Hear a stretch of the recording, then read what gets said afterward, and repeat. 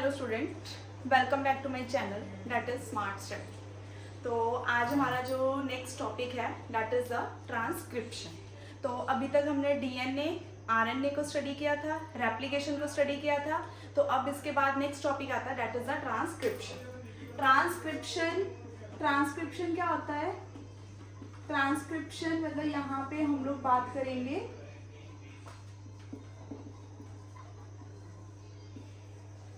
Transcription means होता है कि कॉपी ऑफ द टीएनए की कॉपी की फॉर्मेशन होके एमआरएनए की फॉर्मेशन में बाहर आना, दैट इज द ट्रांसक्रिप्शन। अब ये कॉपी हो कैसे रही है, किस तरीके से जो न्यू हमारे पास स्ट्रैंड की फॉर्मेशन हो रही है, एमआरएनए की फॉर्मेशन हो रही है, वो किस तरीके से हो रही है, दैट इज द ट्रांसक्रिप्शन।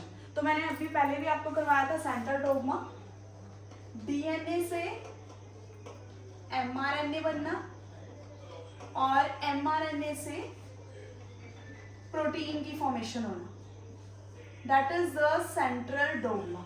ठीक है, ये सेंट्रल डोग्मा ये भूलना नहीं है, क्योंकि जब हम मॉलिक्यूलर बेसिस पढ़ते हैं तो उसमें डीएनए, आरएनए और प्रोटीन, क्योंकि यही चीज आपको सबसे पहले पता होनी चाहिए कि किस तरीके से डीएनए से आरएनए मतलब कल मैंने आपको जो इसकी लास्ट वीडियो में करवाई थी, इसकी 3 फॉर्म्स होती हैं आरएनए की, एमआरएनए, टीआरएनए एंड आरआरएनए। ठीक है, तो इन तीनों आरएनए का रोल होता है यहाँ पे ट्रांसलेशन के लिए।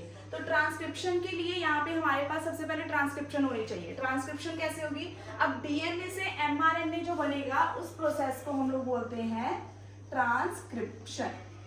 That process is known as the transcription, क्योंकि मेन क्या है, यहाँ से डीएनए से एमआरएनए की फॉर्मेशन के प्रोसेस को बोलते हैं ट्रांसक्रिप्शन। अब ये प्रोसेस यहाँ पे देखो, जैसे कि मैंने पहले डीएनए में बताया था आपको, डीएनए में क्या होता है, यहाँ पे हमारे पास डबल हेलिकल शेप होती है डीएनए की, न्यूक्लियस के इनसाइड में प्रेजेंट होता है और बेस पेयर्स की अटैचमेंट होती है। अगर यहाँ पे इसके बेस पेयर ए अटैच है तो ए के साथ डबल बॉन्ड टी मतलब थाइमिन की अटैचमेंट होगी। अगर जी अटैच है तो ट्रिपल बॉन्ड सी मतलब ग्वानिन की अटैचमेंट होगी। इस तरीके से यहाँ पे हमारे पास अरेंजमेंट होती है इन अ डीएनए। अगर टी है तो ए की अटैचमेंट होगी इन डीएनए। और आरएनए के अंदर यहाँ पे क्या होगा, आरएनए के अंदर टी की बजाय अगर डीएनए के पास ए है तो टी के साथ यूरासिल की फॉर्मेशन होगी, मतलब यू आके यहाँ पे अटैच हो जाएगा। और जी है तो जी के साथ सी ही अटैच होगा, और यहाँ पे अगर हमारे पास टी है डीएनए के पास तो इसके पास क्या हो जाएगा, ए की अटैचमेंट होने वाली है। जस्ट जब क्या होगा, यहाँ पे चेंजेस किस चीज में आएंगे, आरएनए के किस चीज में चेंजेस आएंगे, यहाँ पे ए के साथ कभी भी टी अटैच नहीं होगा, यूरासिल की अटैचमेंट होगी। Here that is the uracil. A की साथ टी नहीं बनेगा, यहाँ पे यूरासिल की अटैचमेंट होने वाली है। अब पहले भी मैंने आपको लास्ट वीडियो में बताया था कि हमारा जो सेंट्रल डोग्मा है, जो हमारी रीडिंग सीक्वेंस है, वो 3-3 कोडोन की फॉर्मेशन में होती है। सपोज करो दैट इज द डीएनए। अब ये जो डीएनए रीड होगा तो वो डीएनए की रीडिंग क्या होगी, 3-3 कोडोन्स की फॉर्मेशन में रीडिंग होने वाली है। कभी भी ओवरलैपिंग नहीं होगी यहाँ पे, और ना ही क्या होगा यहाँ पे कि वो दोबारा से रीड नहीं होने वाला। अगर ये एक बार यहाँ पे जो हमारे पास जीन्स हैं, जो टेम्पलेट स्टैंड है, अगर एक बार यहाँ पे रीड हो गया, that is the codon. 3 are the codon, जैसे कि A U G, these are the codon. अगर ये कोडोन एक बार रीड हो गया तो अगेन फिर इसकी रीडिंग दोबारा से नहीं होनी है, फिर नेक्स्ट वाला जो है वो कोडोन अगला वाला रीड होगा, फिर उससे अगला वाला 3-3 की यहाँ पे रीडिंग होगी। तो हमारे पास टोटल 64 कोडोन्स की फॉर्मेशन होती है। बॉडी के अंदर क्या है, यहाँ पे जो 64 कोडोन्स हैं वो अमीनो एसिड की फॉर्मेशन के लिए हेल्प करेंगे, प्रोटीन के फॉर्मेशन के लिए, बिल्डिंग ब्लॉक्स के लिए हेल्प करेंगे। तो वो 64 होती हैं, जिसमें से 2 स्टार्टर कोडोन होते हैं और 3 टर्मिनेटर कोडोन प्रेजेंट होते हैं। अब यहाँ पे देखिए जो प्रोसेस मैंने करवाया था, डीएनए क्या हुआ, यहाँ पे डीएनए ओपन हो गया। ठीक है, अब जैसे कि यहाँ पे बताया था कि डीएनए हमारा कहाँ पे प्रेजेंट होता है, न्यूक्लियस के इनसाइड में। अब न्यूक्लियस में यहाँ पे हमारा डीएनए प्रेजेंट है। अब ये जो डीएनए है वो बाहर नहीं आ सकता, जस्ट ओनली क्या करेगा, यहाँ पे एमआरएनए की सीक्वेंस बन के आएगी। एमआरएनए इसमें से बाहर आ जाएगा और यहाँ पे हमारे पास टीआरएनए और आरआरएनए प्रेजेंट होते हैं, जो कि क्या करेंगे, प्रोटीन्स की फॉर्मेशन के लिए हेल्प करेंगे। इस चीज को ध्यान में रखना। जो डीएनए है वो न्यूक्लियस में रहेगा, डीएनए न्यूक्लियस से बाहर नहीं आ सकता है। जस्ट जो है इंफॉर्मेशन बाहर आएगी, वो भी इंफॉर्मेशन किसकी फॉर्मेशन में बाहर आएगी, एमआरएनए की फॉर्मेशन में। अब जो ये वाला एमआरएनए है वो किस तरीके से बन रहा है, अब उसी का हमने यहाँ पे ये प्रोसेस देखना है कि जो एमआरएनए है डीएनए से एमआरएनए कैसे बनेगा। सबसे पहले तो ये देखो, जब डीएनए ब्रेक होगा तो यहाँ पे क्या हो जाएगा हमारे पास, that is the template strand, that is the template strand. Template strand क्या होता है, जो यहाँ पे पेरेंट स्ट्रैंड होगा। अब उसके पास यहाँ पे जहां से ये ब्रेकेज हुई है वहां पे क्या करेगा, आरएनए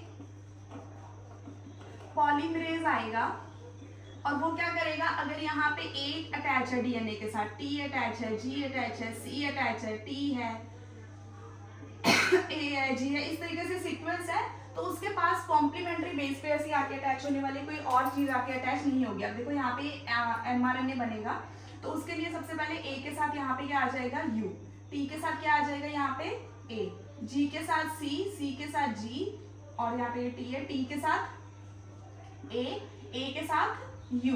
बस ये याद रखना, ए के साथ यहाँ पे यू की फॉर्मेशन होने वाली है। अब ये क्या करेंगे, यहाँ पे एक हमारे पास ये सीक्वेंस की फॉर्मेशन होगी, that is the new sequence. वो सीक्वेंस कहाँ तक फॉर्मेशन होगी, जब तक टर्मिनेशन नहीं आ जाएगा। टर्मिनेशन जहां तक हमारा डीएनए ओपन हुआ है वहीं तक ही क्या बनेगा, हमारे पास यहाँ पे एमआरएनए सीक्वेंस बनेगी। जब उसकी वहां पे ओपनिंग खत्म, टर्मिनेशन आ गई, एक स्टॉप पर आ गया, स्टॉप कोडोन आ गई, तो उसके बाद वो रीड होना बंद हो जाएगा। और जैसे ही वो स्टॉप कोडोन आएंगे तो एमआरएनए क्या हो जाएगा, डीएनए से अलग हो जाएगा। अब ये क्या करेगा, यहाँ से डीएनए से अलग हो जाएगा, डीएनए से बाहर चला जाएगा, क्योंकि इसने अब इंफॉर्मेशन को ले लिया। अब ये क्या है हमारे पास, इंफॉर्मेशन कोडिंग के सीक्वेंस में डीएनए से बाहर हो गया और डीएनए फिर से अपनी ओरिजिनल स्टेज में आ जाएगा। मतलब जो डीएनए पहले था वही सेम उसी डीएनए की अगेन फॉर्मेशन हो जाएगी। अब यहाँ पे ये देखिए, जो हमारे पास डीएनए है, जो एमआरएनए बनेगा, अब उस एमआरएनए में क्या क्या चीजें यहाँ पे प्रेजेंट होगी, ठीक है। किस तरीके से, अभी तक मैंने आपको यहाँ पे ये वाली सीक्वेंस के बारे में बताया था कि एमआरएनए और डीएनए के सीक्वेंस में किस चीज में क्या फर्क होता है, कि डीएनए के अंदर कौन सी सीक्वेंस है और एमआरएनए सिंपल जस्ट ए और यू का फर्क है बस। ए जो होगा वो कहाँ पे प्रेजेंट होगा, यहाँ पे डीएनए में प्रेजेंट होगा, और यू कहाँ पे होगा, आरएनए के अंदर होगा, दैट्स इट, ठीक है। अब यहाँ पे नेक्स्ट ये देखिए क्या होगा, अब जो हमारे पास एमआरएनए बनने वाला है, एमआरएनए में सबसे पहले जब डीएनए यहाँ पे ब्रेक होगा तो डीएनए के पास यहाँ पे कौन सी सीक्वेंस है, A U G, that is the starter codon, जो कि मैंने लास्ट टाइम भी बताया था आपको, starter codon A U G and G U G, these are the two starter codon. ये जो स्टार्टर कोडोन्स हैं वो किस लिए हेल्प करेंगे, यहाँ पे स्टार्टर कोडोन्स का काम क्या होता है, यहाँ पे स्टार्टअप करना, मतलब जो हमारे पास रिएक्शन होने वाली है उसका स्टार्टअप करना। अब स्टार्टअप यहाँ पे किस तरीके से करेंगे, जैसे अब यहाँ पे उनके पास स्टार्टर कोडोन है, अब यहाँ पे क्या होगा, जब यहाँ पे हमारी सीक्वेंस बननी स्टार्ट होगी तो सीक्वेंसिंग बनने के लिए एमआरएनए जब बनेगा तो उस टाइमिंग पे यहाँ पे हमारे पास क्या आ जाएगा, आरएनए पॉलीमरेज, जो कि क्या करेगा यहाँ पे आरएनए पॉलीमरेज, जो हमारे पास न्यूक्लियस है, न्यूक्लियस के इनसाइड में बेस पेयर्स जो हैं, टी है, यू है, जी है, सी है, जो कि फ्रीली मूव कर रहे हैं, यहाँ पे न्यूक्लियस के बाहर फ्रीली मूव कर रहे हैं इसमें साइटोप्लाज्म में, तो वो क्या हो जाएंगे, यहाँ पे एक्टिवेट हो जाएंगे। एक्टिवेशन मतलब यहाँ पे इनकी अटैचमेंट स्टार्ट हो जाएगी, न्यू बेस पेयर्स की अटैचमेंट हो जाएगी। अब यहाँ पे ये देखिए इसकी क्या सीक्वेंस होती है कि अब हमारा जो एमआरएनए बन रहा है, एमआरएनए में क्या क्या चीजें प्रेजेंट है यहाँ पे, दैट इज द एमआरएनए। अब ये जो एमआरएनए है, अब इस एमआरएनए में सबसे पहले यहाँ पे क्या होगा, स्टार्टर कोडोन्स प्रेजेंट होंगे, starter codons, and here is the coding sequence, coding sequence, and here is the terminator codon, terminator codons. अब ये जो स्टार्टर टर्मिनेटर कोडोन्स होते हैं ये क्या करेंगे यहाँ पे, स्टार्टअप के लिए A U G and G U G, इनमें से कोई भी एक कोडोन प्रेजेंट हो सकता है। टर्मिनेशन के लिए UAA, UAG and UGA. These are the three terminator codon and also known as the nonsense codon. That is the nonsense codon, जो कि क्या करेंगे यहाँ पे किसी भी कोडिंग रीजन को, मतलब कोडिंग सीक्वेंस या अमीनो एसिड की फॉर्मेशन के लिए हेल्प नहीं करते हैं. That's why it is called as the nonsense codon. अब हमारी जो इन्फॉर्मेशन है वो पूरी यहाँ पे क्या हो चुकी है, रीड हो चुकी है. स्टार्टर कोडोन से स्टार्ट होके कोडिंग और टर्मिनेटर तक पहुंच गई है. अब जब यहाँ से DNA से mRNA बन गया, अब जब ये mRNA या न्यूक्लियस से बाहर आएगा तो उसके बाहर आने से पहले ये क्या करेगा, यहाँ पे अपनी एक कैप और टेल की फॉर्मेशन करेगा. Cap and tail. जो ये कैप और टेल होगी वो इसकी प्रोटेक्शन के लिए होती है. प्रोटेक्शन लाइक कि यहाँ पे जो इन्फॉर्मेशन है वो प्रॉपर वे में सिक्योर रहे. That is the cap, poly methylated cap, methylated cap, and here is the poly A tail. That is the poly A tail. तो ये क्या करेंगे, यहाँ पे इनके पास कोई भी कोडिंग सीक्वेंस प्रेजेंट नहीं है. There is no coding sequence. यहाँ पे कोई भी कोडोन्स नहीं है. No codons is here. कोई कोडोन नहीं है यहाँ पे. जस्ट ओनली ये क्या है, प्रोटेक्शन के लिए हेल्प कर रही है. किस चीज को प्रोटेक्शन प्रोवाइड कर रही है, mRNA की सीक्वेंस को प्रोटेक्शन प्रोवाइड करेगी कि जो हमारे पास यहाँ पे इंफॉर्मेशन प्रेजेंट है, जैसे कि AUG, GCA, UP, AGC, तो वो सारी की सारी जो इंफॉर्मेशन है उसको क्या करना है, यहाँ पे इन्होंने सिक्योरिटी प्रोवाइड करनी है कि इजिली वो बाहर आके और उसके बाद प्रोटीन्स की फॉर्मेशन कर सके. अब यहाँ पे ये देखिए प्रोसेसिंग का, जैसे कि अब हमारे पास ये प्रोसेस पूरा हो चुका है कि mRNA बन गया. अब यहाँ पे mRNA की फॉर्मेशन होगी. mRNA जब बन गया कोडिंग को लेके आ गया. अभी ये that is present inside the nucleus, क्योंकि ये बात हमेशा याद रखनी है. That is DNA. अब DNA तो बाहर आएगा नहीं यहाँ से, और DNA के पास क्या है, यहाँ पे पोर्स प्रेजेंट है. Here is the smaller pores that they help, किस चीज के लिए हेल्प करेंगे यहाँ पे, that they help for the removal, मतलब बाहर जाने के लिए, mRNA को बाहर निकलने के लिए हेल्प करेंगे यहाँ से. अब जैसे यहाँ पे DNA से क्या बन गया है, अभी हमारे पास mRNA की सीक्वेंस बन गई है. DNA से ब्रेक होके यहाँ पे mRNA बन गया हमारा, जो कि कोडिंग रीजंस को लेके आ चुका है कि इसके पास यहाँ पे क्या चीज प्रेजेंट है, कोडिंग सीक्वेंस प्रेजेंट है, जो कि वो इंफॉर्मेशन को लेके आया. यहाँ से अलग होके वो बाहर आ गया. अब यहाँ से वो क्या करेगा, अब ये इंफॉर्मेशन को लेके वो इसमें से पोर्स के थ्रू बाहर जाएगा. पोर्स के थ्रू जब ये यहाँ से बाहर निकलेगा तो इसके पास बाहर निकलने से पहले, क्योंकि ये अभी तक अपने घर के अंदर सिक्योर था, अब जब बाहर जाएगा तो उससे पहले ये टेल और कैप जो है वो ये दोनों चीजें वेयर करके ही बाहर जाएगा. उससे पहले ये बाहर नहीं जा सकता है. तो यहाँ पे जब ये आउटर साइड में आएगा, बाहर आएगा यहाँ से निकल के, उसके बाद ही जो हमारे पास, मैंने आपको कल करवाए थे कि जो हमारे पास RNA के 3 फॉर्म होती हैं, दैट इज द rRNA, जो कि आपस में फ्रीली मूव कर रहे होंगे, ज्वाइन हो जाएंगे इसके दोनों सब यूनिट्स, स्मॉलर एंड लार्जर सब यूनिट, लार्ज सब यूनिट एंड स्मॉलर सब यूनिट, स्मॉलर सब यूनिट.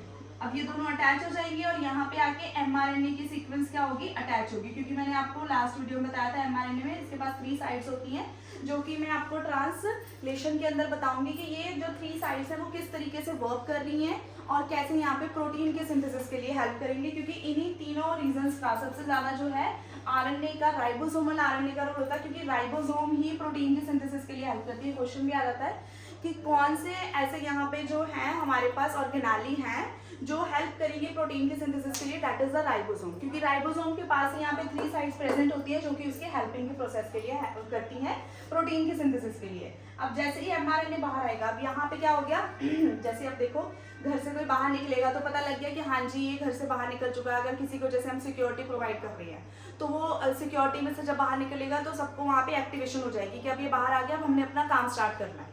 ठीक है, जैसे फॉर एग्जाम्पल कि जैसे पीएम मोदी हैं, वो एकदम सिक्योरिटी के साथ अंदर रहते हैं। अब अगर किसी को उनको कुछ करना है तो वो क्या करेंगे, वेट करेंगे उनके आने जाने का कि कहाँ जाएंगे, किस तरीके से जाएंगे, और वो उसके बाद में जैसे वो बाहर आती है वो एक्टिवेट हो जाती है। तो ऐसे ही यहाँ पे mRNA की सीक्वेंस है। mRNA की सीक्वेंस जैसे ही बाहर आएगी तो आउटर साइड में rRNA और जो tRNA जो फ्रीली मूव कर रही है यहाँ पे, ठीक है, लूप्स के साथ और अपने कोडोन्स के साथ, एंटी कोडोन के साथ जिनकी मूवमेंट हो रही है, तो वो क्या हो जाएंगे, यहाँ पे एक्टिवेट हो जाएंगे, एक्टिवेशन हो जाएगी, ताकि वो क्या कर सके, यहाँ पे इजिली प्रोटीन्स की फॉर्मेशन कर सके, क्योंकि तभी प्रोटीन बनेंगे जब mRNA बाहर आएगा। जब तक mRNA बाहर नहीं आएगा प्रोटीन की सिंथेसिस नहीं हो सकती है।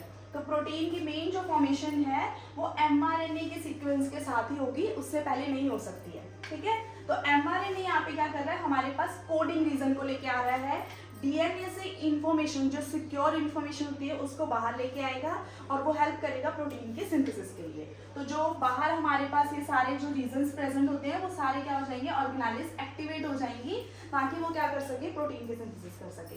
अब मेन है यहाँ पे हमारे पास जो ये प्रोसेस है कि जो हमारे पास ट्रांसक्रिप्शन का प्रोसेस है वो डीएनए से mRNA बनना है, दैट इज द ट्रांसक्रिप्शन। बस ये याद रखना, ट्रांसक्रिप्शन में क्या है, यहाँ पे हमारे पास जो क्वेश्चन आता है कि इसके पास यहाँ पे इसके 3 स्टेप्स होते हैं। सबसे पहले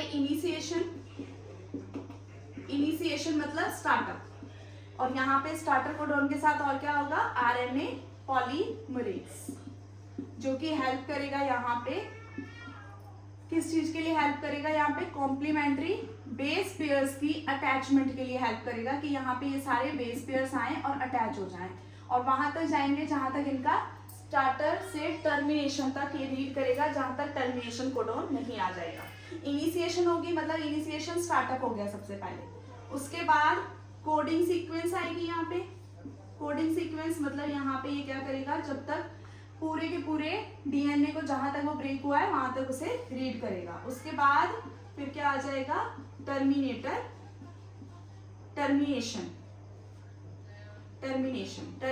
मतलब यहाँ पे क्या आ जाएगा, स्टॉप हो जाएगा। अब जो डीएनए mRNA जो हमारा बन रहा है डीएनए से, वो क्या हो जाएगा, यहाँ पे आके टर्मिनेशन पॉइंट पे स्टॉप हो जाएगा। नॉन कोडिंग सीक्वेंस पे, नॉनसेंस कोडोन्स के ऊपर यहाँ पे इनकी क्या हो जाएगी, स्टॉपेज हो जाएगी। ये किसी भी चीज को यहाँ पे कोड नहीं करेंगे।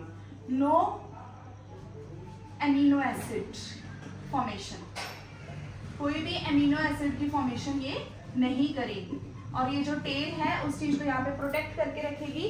तो यहाँ पे कोई भी कोडिंग रीजन प्रेजेंट नहीं है। कोडिंग रीजन यहाँ पे सेंटर में प्रेजेंट होगा, जो कि हमारे mRNA की फॉर्मेशन के लिए हेल्प कर रहा है, that is the transcription. Transcription में क्या है, यहाँ पे जस्ट सिंपल पॉइंट्स आपने याद रखने इस चीज में। What is transcription, formation of mRNA from the DNA, that process is known as the transcription. तो उस प्रोसेस को हम लोग क्या बोलते हैं, ट्रांसक्रिप्शन बोलते हैं। और ये हमारे बॉडी के अंदर प्रोसेस जो है हमारे न्यूक्लियस के अंदर फॉर्मेशन होती रहती है, न्यूक्लियस के अंदर चल रहा है। डीएनए से mRNA बनेगा, जब mRNA न्यूक्लियस से बाहर जाएगा उसके बाद ही प्रोटीन की सिंथेसिस होनी है, उससे पहले प्रोटीन नहीं बनेंगे। वो जस्ट ओनली वेट करते हैं mRNA का, कि mRNA जैसे ही बाहर आएगा उसके बाद ही वो प्रोटीन की सीक्वेंस की फॉर्मेशन के लिए हेल्प करेंगे। अब उसके बाद आपने यहाँ पे इसमें याद रखना है कि इसके कौन कौन से 3 स्टेप होते हैं, इनिशिएशन, कोडिंग एंड टर्मिनेशन। जहाँ पे ये इनिशिएट करेंगे, जहाँ पे इनकी कोडिंग रीजन प्रेजेंट होगी, और जहाँ पे इनका टर्मिनेशन मतलब खत्म हो जाएगा, उसके बाद ये कैप और टेल वेयर करके बाहर आएगा और प्रोटीन की फॉर्मेशन के लिए हेल्प करेगा। That is all about a transcription. अब हम नेक्स्ट वीडियो में ट्रांसलेशन के प्रोसेस को स्टडी करेंगे कि ट्रांसलेशन किस तरीके से होता है, प्रोटीन की सिंथेसिस कैसे होती है। एंड मेरी वीडियोस को इसी तरीके से लाइक, शेयर एंड सब्सक्राइब करते रहिए, और जो नए हैं चैनल पे वो जरूर सब्सक्राइब कीजिए मेरे चैनल को, और इसी तरीके से मेरी वीडियोस को लाइक करते रहिए। And thank you so much.